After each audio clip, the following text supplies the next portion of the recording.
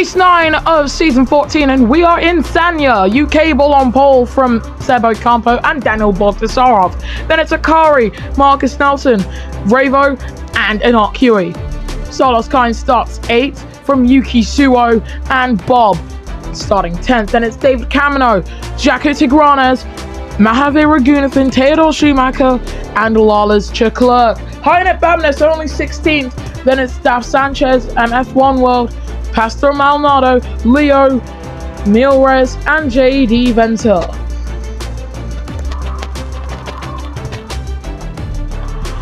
Well, we've already surpassed the halfway point in this incredible season here in Season 14, and in Sanya, all 5 lights go on, and the Sanya Prix is green, and we've had a very good start there from the top two. Sebastian Ocampo is going to have the inside line going into the longest turn on the calendar, but UK ball having a better second phase of the launch.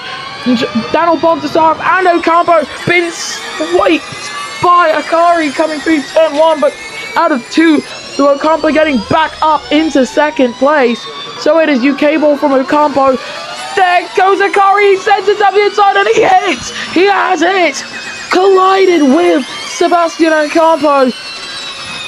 So it seems like already another race, another debauched opportunity for a potential race win. Not what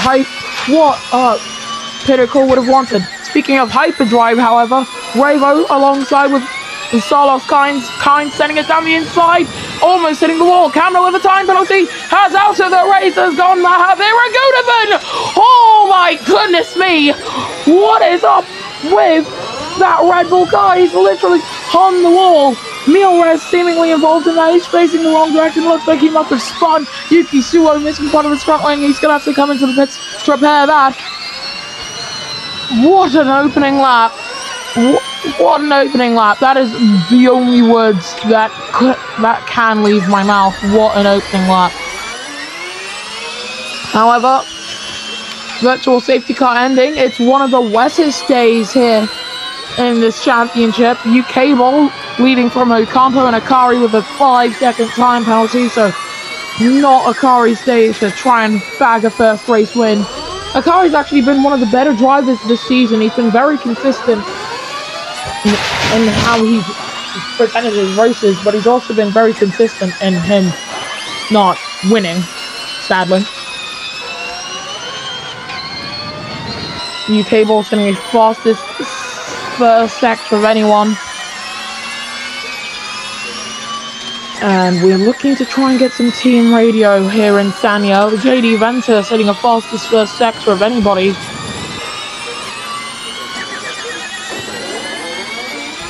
And yeah, out front, Ocampo does seem to be gaining on the number 88 car as we come into this white and then long left-hander. You're always going to go very deep through the turn, considering how wet it is.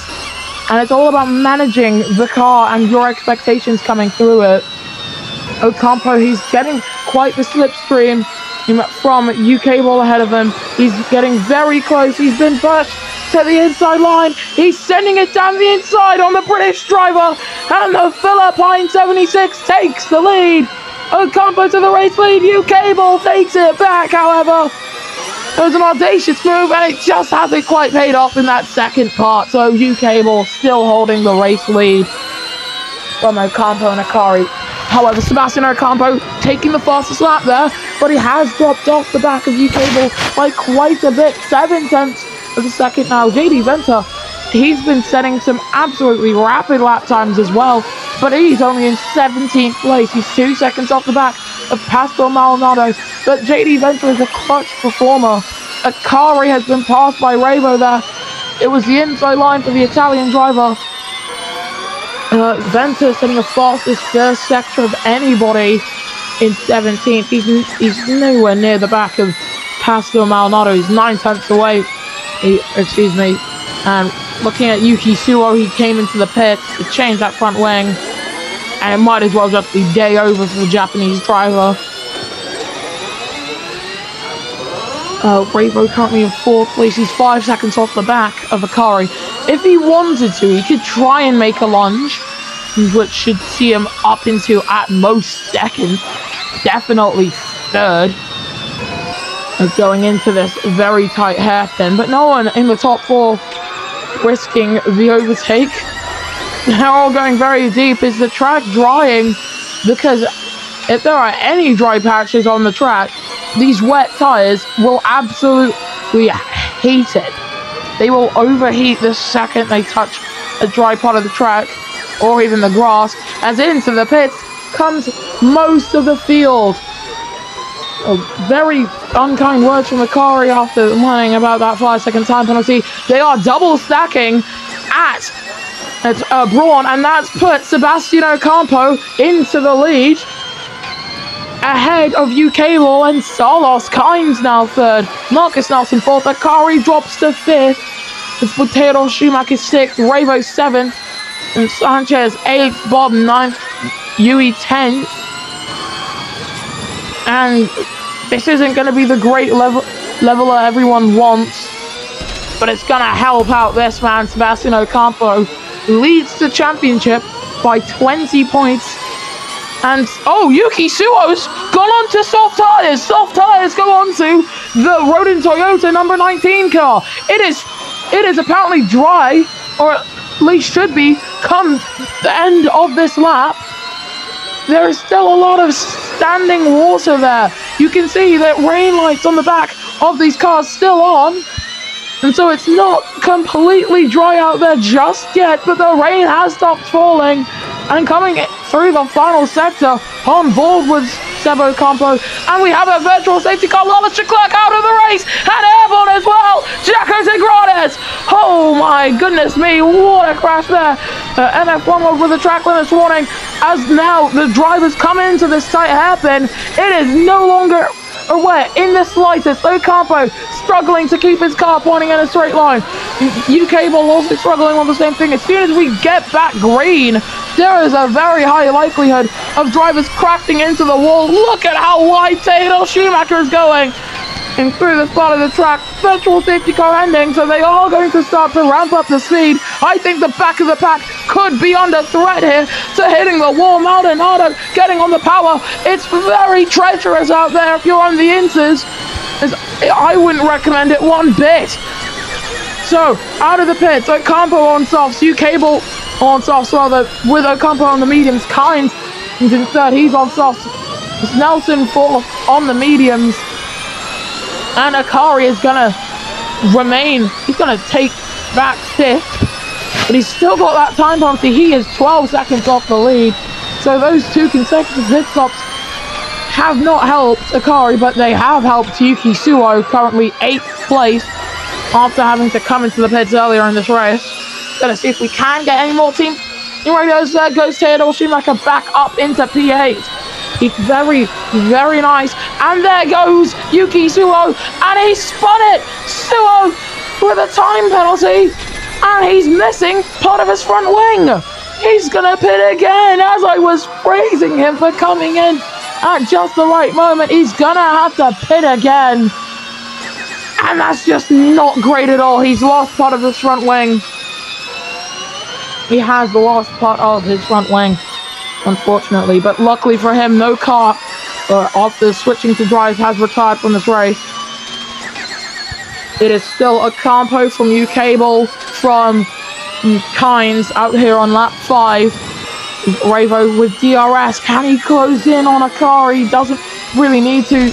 Ocampo setting a fastest third sector of anybody out there. As further back, look at that. There goes Pastor Maldonado ahead of the Red Bull car. Up into 12th place for Jaguars number 99. Akari now setting a fastest third sector as Maldonado gets re-overtaken by not curious. Suo now comes into the pits. Daf Sanchez resetting that fastest third sector of anyone. JD Venter, these are conditions he actually likes. He's up into 15th place now. Very nice moves coming from him. Revo with the fastest first sector of anybody in that hyperdrive number 7 car. He's closing in on Akari. Daf Sanchez fastest first sector of anyone, as he's now ahead of Daniel Bogdasarov, who is still on the back of that Rodin Toyota with sponsorship from Nintendo. And with the Tokyo Prix in a handful of races, that's going to probably lead to a special livery Same with Hyperdrive Racing with their exclusive partnership with Sega to advertise any Sonic project in the works. But it is still Ocampo leading the way. U-Cable is catching him, but those soft tires are beginning to go off the cliff. On lap 7, it's probably going to be now or never for the number 89 as he sets a 1:20.066. Does Marcus Nelson try and improve that fastest lap time? He can't do too much. Ravo on the back of the Akari. He does set a fastest lap of a 1:19.766. He sends it down the inside, coming through turn 1, and he's lost quite a bit of traction. Babinus, his teammate now, JD Venter, setting a new fastest lap of the E3 of 1:18.35 dead. And he's still on the back of the Akari. That hyperdrive machine is looking very rowdy today. He sends it. He snags it down the inside. And he takes P5 from Akari in the number 10 car. But he's not done yet. He's trying to find a way to switch it back on the number 7 car. And he's just not quite close enough to do too much yet. He's way off the back of Bravo now. And that is a secured P5 position for the number 7 car. But traction is going to start to be a bit of an issue. U-Cable's got DRS coming down this main straight. He's as close as he's going to get in the drive. Look at how much he's closing the braking point, but it's led to him losing out on re-acceleration. 4/10. He's going to get DRS once again, but struggling with tire grip. So maybe he'll have a chance coming through turn 1. He's as close as he's ever been. 6 laps to go here in Sanya. He doesn't try and make the pass, but Kynes is into the pits. Also in is Ravo in the pit lane. I think the car is staying out. Theodore Schumacher, first medium tire runner to come in. And David Camino spinning. David Camino in the wall. Unfortunate for him. I think he must have tried to overtake Milrez as he's lost part of his front wing, sadly, for the Bourne GP car. His teammate is facing a possible race lead here. All he needs to do is get it right in the right position. So U-Cable currently second place, trying to chase after the race lead. His teammate has come into the pits and is currently in last place. He's not quite close enough to make the overtake yet. JD Venter, he's dropped down to last place. He hasn't got a punch or anything. He came into the pits, is all that happened to him. U-Cable, he's definitely losing out through the quicker turns. His car is very good in the low and the high-speed turns. He's not even, but like when he's trying to follow in the wake of another car and in the medium speed, that's where the DS Andretti car is able to hold a race lead. Sliding, goes U-Cable, can he keep it up to the barriers? Oh my goodness me, this is absolute hell for him. He just about makes it into the pit lane. Akari facing a similar predicament. Those soft tires should have come into the pits on the previous lap. Pastor Maldonado coming through in the chicane. He's absolutely weaving like a madman. And same with Ian Babinus. And it's a wonder. Babinus is in the wall. Babinus spinning. He's lost part of his front wing. Maldonado did not hit the wall. Luckily for him. Babinus facing the wrong direction. And this could be day over for one of the championship contenders. His early season was great. He's hit Daniel Bogdasarov. He was sliding there. And Bogdasarov looked to be pitched into a little bit of a spin there as well. Also into the pitch now comes Yuki Fuo and Ionet Babinus. U-Cable with a time penalty. And that's for colliding with Carlos Kynes. This was a guy who could have been leading the race. He's now got a time penalty of his own. They go side by side. To the Jaguar and the Bourne car. And that could have been a potential race lead thrown into the garbage can. He's going to send it down the inside on Kynes. And out of the race has gone Carlos Kynes and U-Cable. Both drivers out of the A3. Marcus Nelson is in the lead. Neil Wright will take home a second place on the road with 5 laps to go. Here in Sanya, U-Cable is out. Kynes is out. That is your first dry retirement of the E3. Nelson struggling with his tyres. He'll be able to go into the pits at the end of this lap. And he might even stay on the podium. It looks like a very easy P2 for Marcus Nelson, the driver with Scandinavian origins. he could actually come home with a respectable chance of winning this race. He's going to go on for soft tires, hits the Lamborghini Maker car. And back in Season 1, Marcus Nelson retired from this race. And now it looks like he's got a chance of winning it. He's coming out of the pits. He's 10 seconds off the race lead with Ravo now after he's come out of the pits. 2 seconds back on him. Let's take a look at his dashboard. Ravo's definitely going to pit again. Does Ocampo need to pit again? Ocampo might have to pit again. But Marcus Nelson is currently with the poker chips. It's on his hand. He could win this race. And he's probably, quite possibly, the favourite to win it. Akari trying to close in on Ravo. But he could still be in with a shot of a podium position here. With only a handful of laps still left to run in this race. Akari, he's very close to the back of Ravo. And this is a turn that took out UK Ball. They're not side by side, so they are safe to come through. Theodore Schumacher waving like a ribbon and coming through that part of the track. It's absolutely madness trying to come through there if you've got heavily worn tyres. Ocampo staying out to start lap 11. Marcus Nelson currently second place. And Akari, he sends it down the inside to take third away from Ravo.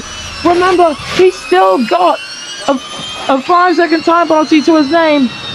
And he's thinking to himself, he needs every position possible because right now he's currently going to be fifth. Bogdasarov in the wall, and Sanchez also out of the E3. Look at that. That is Daniel Bogdasarov's car, and he is out of the Sanya E3. Every time a driver's gone out, minus Mahavir Raghunathan, they've gone out in pairs. So basically, social distance.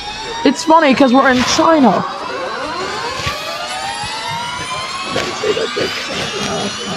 Virtual safety car ending. Sebastian Ocampo coming to the final sector. Every driver that has retired from this race has retired in the final sector. It's not even funny at this point. But Akari, he's being very much chased by Ravo and Bob. And with this third position, Bob's for him, all he needs to do is get past Ravo and he's got that third position in the bag. A little bit of weaving from the Renault Edam's car. And I do believe Ocampo should be coming into the pits. If not, next lap's going to be absolute hell for him. So into the pits does come the number 76 car. Marcus Nelson takes the lead of... should take the lead of the E3, but he might have to pit again. Ravo has been overtaken by the Mexican number 11 car. They almost collide. They went side by side, and Bob does take P4 as they both now drive into the pit lane. Marcus Nelson from Akari. Is it Akari ahead? Yes, it is. He's ahead of Sebastian Ocampo. But the top two definitely in need of pitting again after a wreck between two cars. But the thing is, none of these crashes have had major Drivers' Championship implications. They definitely had Constructors' Championship implications, because as it stands, DS Andretti and Hyperdrive Racing are loving what they're seeing. It's a 5-stop race if your name's UT0, but for everyone else, it's probably going to be a 4-stop race around here. Marcus Nelson and the car, they have to pit at the end of this lap, otherwise risk getting a puncture, or worse, hitting the wall due to lorry grip by the end. But there's a very good shot as Ocampo now ahead of the car. Does Ocampo have DRS?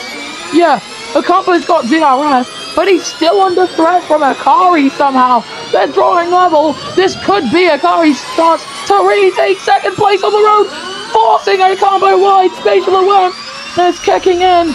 And I do believe that just shows you how much tire grip matters. Nelson's in the pits, Akari's in the pits, and Sebastian Ocampo takes the race lead on the penultimate lap of the C3. He passed the Maldonado for heading this train and now drives into the pit lane.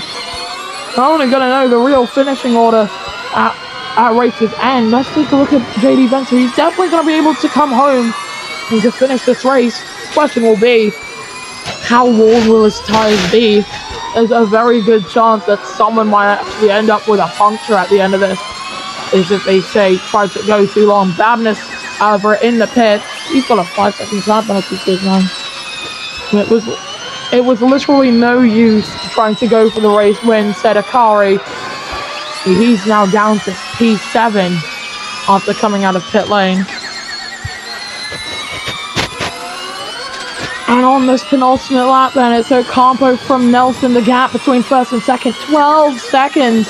It's an entire pit stop between them. Ocampo could win this race, but he's also going to be very wary about his tyres. It's Taylor Schumacher third from Bob, Ravo, JD Venter and Akari, who now has a track limits warning to his name as he muscles his way ahead of the Mercedes car.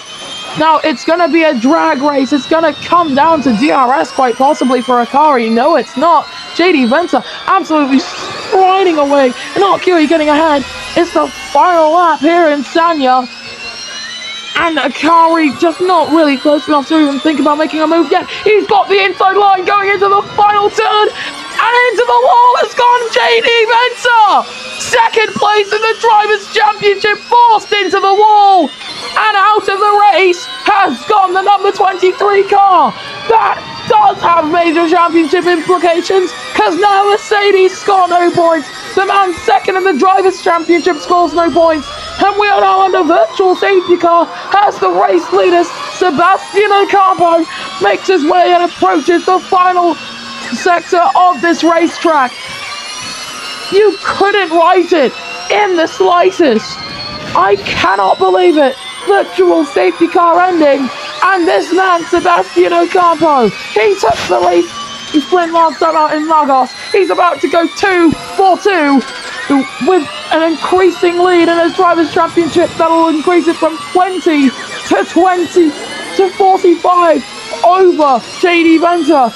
So it's Sebastian Ocampo who rounds out the penultimate turn of this track, heading now towards the final turn here in Sanya. The first Sanya Prix will be won by DS Andretti, and Sebastian Ocampo wins in Sanya. Marcus Nelson comes out with a respectable second place finish, and Theodore Schumacher, the man currently last in the Drivers' Championship, will come home with a third place finish.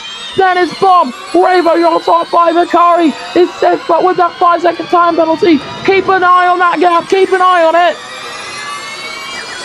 And Akari will not hold P6. He will come home with a P7 finish. His teammate is behind him because Inokiri was in that 5-second gap. What a race. What a race. Absolute biblical scenes is all I can say to this. I love this.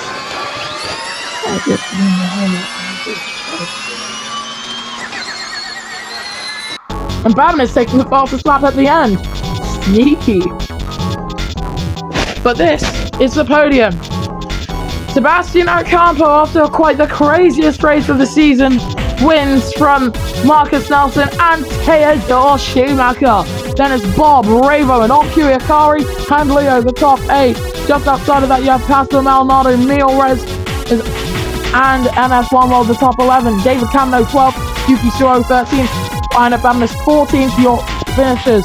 The non-finishers were JD Venter, Daf Sanchez, Daniel Bontasarov, UK Ball, Salas Kynes, Lawrence Leclerc, Jackie Tigranis, and Mahavi Raghunathan. In the drivers' standings, Sebastian Ocampo is almost certainly the championship favourite, leading the way on 122 points. Then it's JD Venter in second. Marcus Nelson making a late championship comeback. He's on 64 points. Then it's UK Ball tied with Ravo on 62 points. Carlos Kynes on 53. Then it's Aina Babinus on 51. 1 point ahead of Inokiri. Then 1 point back is Lawless Leclerc, who is only a handful of points ahead of Akari. That is the top 10, and I will let you read out the rest of the standing order.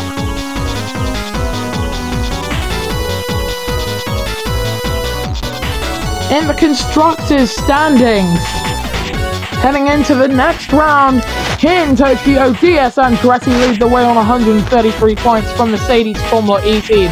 Then it's Hyperdrive Racing, Lamborghini Mako, and Braun Honda Grand Prix. Outside of that top 10, you have Jaguar tied on points with Braun. Then it's Pinnacle Formula E team, Red Bull Formula E team, Renault Edam, Skoda Volkswagen, and Rodin Toyota rounding out the top 11 of the constructors. We'll see you guys next time then for the Tokyo E Prix.